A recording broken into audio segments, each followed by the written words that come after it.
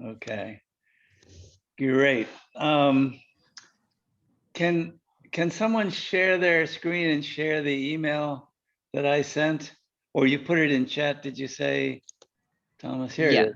Great, thank you. Okay. So as the email said, I want to try to get everyone thinking when we teach that we should keep in mind what our big picture is, our business vision, what our elevator pitch is, what our value proposition is, and what our differentiation is. And so, I mean, everyone, maybe we can go around the horn. I'll start, and everyone maybe can contribute or can critique the elevator pitch that I use and maybe add on to it. I typically say something to the effect that Build It Yourself offers an online art and engineering program modeled or driven by technology and education research at MIT. And then sometimes I say our mission is to inspire and guide the next generation of builders and leaders. That's a very sort of abstract mission statement, but it's what I use. And I think there can be lots of elevator pitches, and each of you should have your own, your own version that fits your style. Any comments on that elevator pitch or anything you'd like to suggest? Another way of looking at what's the big picture of Build It Yourself to inspire and guide the next generation of leaders. And it's an art leading engineering program. Art should lead engineering. That's one of our differentiators, by the way. There are many people offering STEM programs, but very few that offer a STEM. Okay. Thomas, yeah? Anything to add to that general big picture perspective? Oh, sorry, go ahead, Thomas. Okay. Go ahead. All right. In terms of our value proposition, what I typically say is because our online workshops are run by art and engineering students from well-known universities, as opposed to teachers, we can offer internships. We can offer our program at a fraction of the cost of what a school system can offer. So the value proposition is you get high quality instruction at a fraction of the cost of what it would take for a school to offer a similar program. Value proposition typically is, what's the bang for the buck? And I think when we're in discussions at Concord Academy or with parents online, we have to keep in mind our elevator pitch, our value proposition, and how we're different. In terms of how we're different, I would say that art leads engineering, number one. I would say that our network of art and engineering students is unique from many STEM programs, not all, but many. I would say that Invention Universe is a differentiation. Once you finish your projects, you can post them for the world to see on LinkedIn for kids, basically. And I would say Build-It Blocks is a huge differentiator. Our approach to modular construction is very different than Mad Science or YouTube or other places where kids can get instruction on how to build things. Any comments on that? Okay, Oh, great. No. That's the big picture. I was going to mention, actually, I guess the main thing that I always say is STEAM. I feel like you kind of mentioned that with STEM, John, but I always mention, especially when talking with adults or grown-ups about what I'm doing, I say it's STEAM based, and then I also mentioned that we use a lot of the same strategies that I would use for architecture or planning in a college studio, but we play games as a way of incorporating those strategies, and people seem to be interested by that. Fantastic. So comparison. That's great. So anytime you can add your own experience to the elevator pitch, that's tremendous. It's much better than memorizing some elevator pitch. It sounds much more sincere, much more credible, much more believable. So the way you said it, Vincent, is perfect. Okay, you get the general idea. I'm hoping that when we're talking with parents, we can feel it's easy to talk about the vision for Build It Yourself. And I think at Concord Academy, many parents will ask you, what's Build It Yourself all about? And okay. Now, next on the list, I'm just gonna make this as a to-do list for you or for those who haven't done it before. Thomas, obviously you've done it many, many times, and Vincent, I think you have too. Daniel, just make sure you guys have a lab book that you can use as an example, a sort of template lab book. And when you want to show kids how to do a cover to their lab book or the problem and mission, you can just say, here's my problem and mission statement. And then you can add a new slide and you can show, here's how I would use word art. Just make sure you're completely comfortable teaching kids how to use PowerPoint the way we want them to use it. This information is mostly for Hannah, who hasn't really done it before. You guys have all done lots of workshops before, so hopefully Hannah will get this through the recording. Okay, but it's good if you have a lab book in your back pocket that you're proud of, a Da Vinci-like lab book that will inspire kids. And what if in the next training meeting, what if we all, let's take a cut at presenting problem-solving tricks and 3 ways to present your ideas. So you can find these here, and then we'll critique our presentation. These are basic, our basic problems, we do this for every project. In every project, kids should have documented the 5 problem-solving tricks and the 3 ways to present your ideas. So if you go to 2009 website and go to lessons, then you can see problem-solving tricks here and presenting ideas here, 2 and 3 in general. Actually 1, 2, and 3 are the 3 PowerPoints that we present in almost every workshop.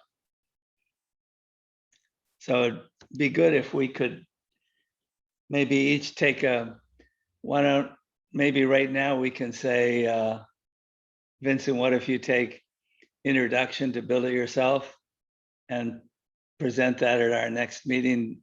Daniel, what if you take problem solving tricks? And I'm going to give Hannah presenting ideas. Thomas, you've been doing this so often. I'm hoping you can more or less, with me, kind of be the critiquer. Make sense, Thomas? Yep. Great. Okay.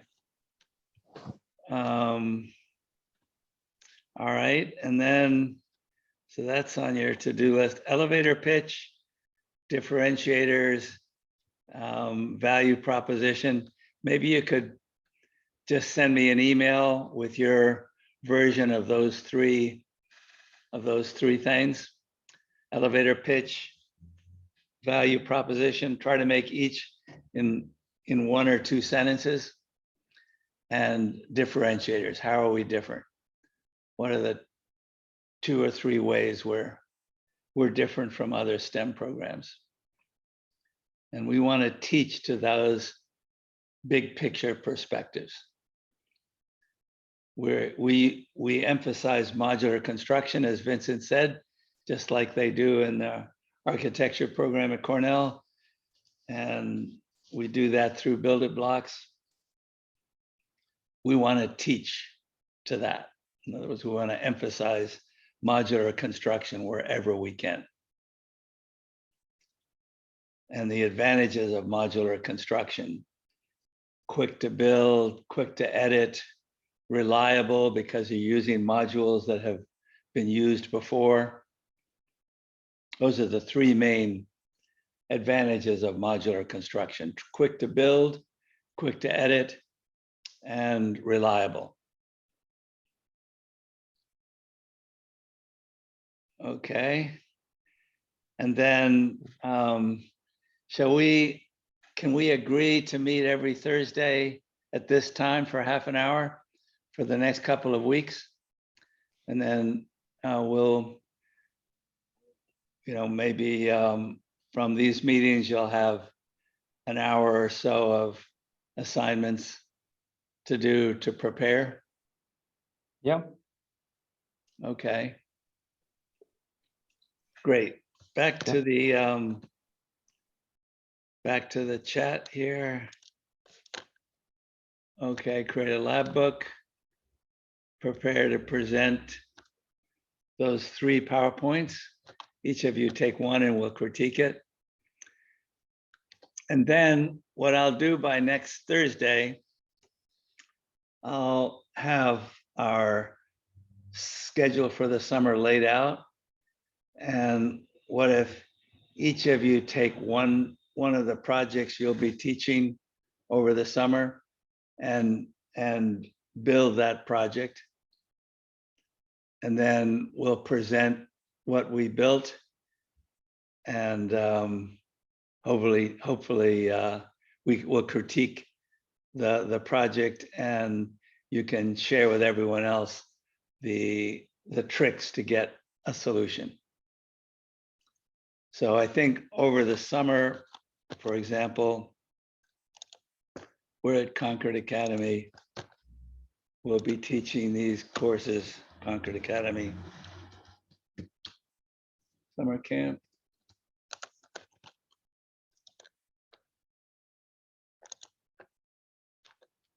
You can take a screenshot of this if you like.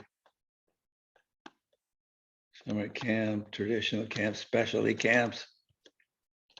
Here's our schedule for the summer of summer camps. And Thomas, you and Hunter are going to be leading this for the most part, but you might take some breaks because we'll have other webcasts we may pull you off on. And then Daniel and Vincent, maybe you can sit in remotely. So if Thomas or Hannah have to miss miss a camp or a day, you guys can be the co-teacher online. So if we go to Build It Yourself camps, here's the schedule.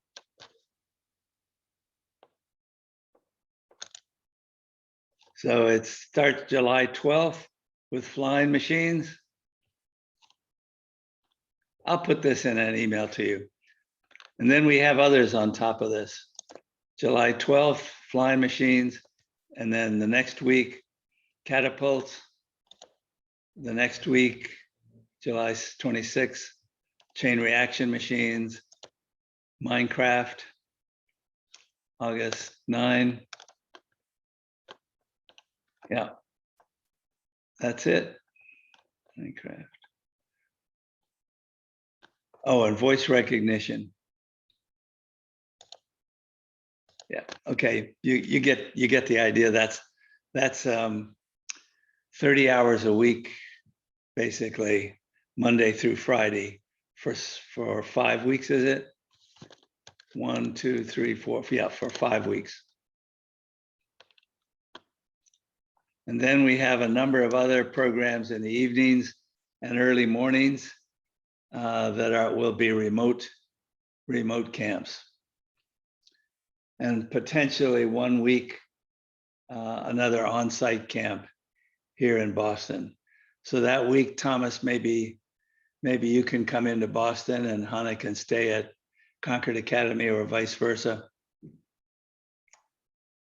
for the week that we do here in Boston.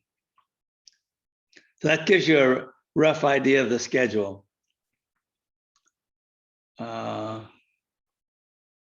But we'll assign specific weeks to you next week. Okay. Any questions? Oh, Thomas and Hannah, I'm hoping you can take turns going to Concord Academy orientation. I think I put that in the email, which nights are Concord Academy orientation. Maybe one night you can go and then the next night Hannah can go. And then the third night, yeah, I think there's 4 times that you need to be there. If you could take turns, that will relieve the burden a little bit. Let's see if.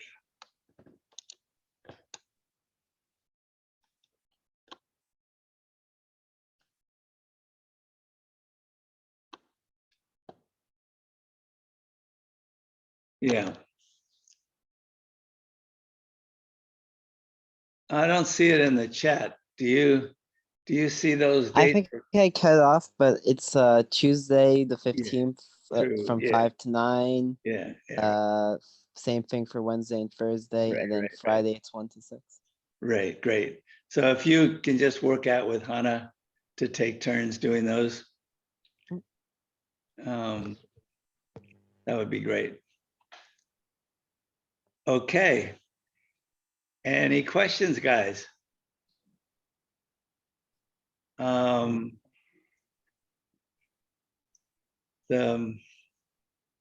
Great. Yeah, So no, we'll meet next week at 1 o'clock, same time for 30 minutes, maybe 45 minutes because we'll be doing some presentations and critiques then. Okay. Let's try to keep our meetings to 45 minutes.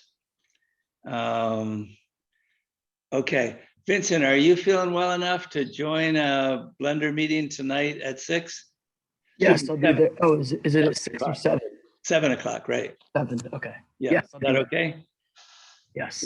Great. And then going forward, I think maybe you and Jose can take turns so you can lessen the burden or share the burden. Or co-teach. It's fine if you like to co-teach. Great. Okay, see you tonight at 7, Vincent. And Daniel Thomas, thanks for joining. Thanks, Jim. Okay. Thank you, John. Good. Yeah. Thanks. Bye, guys. Bye, guys. Hi, John. Bye, Daniel.